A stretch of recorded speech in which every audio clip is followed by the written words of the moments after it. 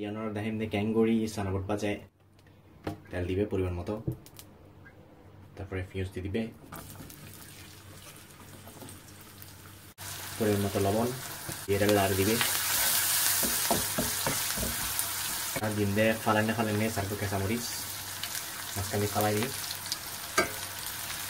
ফালানো দিয়ে একটা ফুড়িয়ে রয়েছে করতে আবার। এখন দিন দিয়ে হট্টা বাইন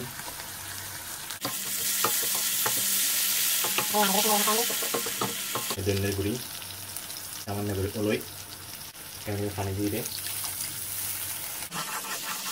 সিদ্ধ করে আলু সারা দিবেন দেয়, আলুর আগে ব্যাগটা করে ফেলবে, আলু বসে তেলে বেরলে করি আর একটা করে পানি দিয়ে দিবে, দিবে হালা দিবে তেজপাতা,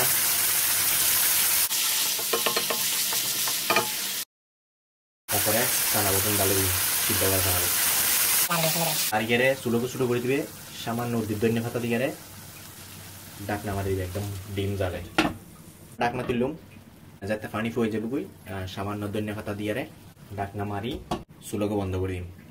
আর ডাকনা মেরে ওটাকে একখানা করে খাই চাইবে, 2-3 সানা উঠা চাইবে, যদি লবণ হয় তাহলে একখান লবণ ছেড়ে দিবে। আর গেল দিয়ে সেরকম মজাই, তো ইয়ার থেকে কিছু না পরে চুলোকে এখন বন্ধ করে দিন। ধন্যবাদ।